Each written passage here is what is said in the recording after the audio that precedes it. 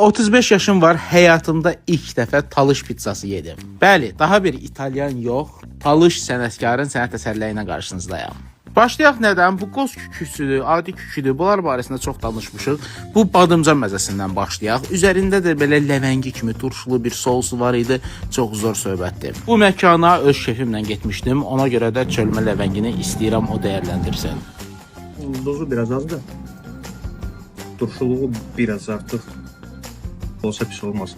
Sırdağ qəşəng hazırlamışdı. Təbii ki, bir talışın sırdağı hazırlaya bilməməsi qəribə olardı. Üzəri küncütlə örtülmüş antrikotlar, belə bir maraqlı yemək var idi. Antrikotu yumşaq idi, amma üzərindəki küncüt və çörəyatı sanki biraz quruluq verirdi ətə və çeynəməyə çətinləşdirirdi. Alval sosunda qızıl balıq ən bəyəndiyimiz yeməklərdən biri bu oldu. Ümumiyyətlə turş dad və ləzzətli balıq əti ilə nə yanlış gedə bilər ki? Ki günün kulminasiya nöqtəsi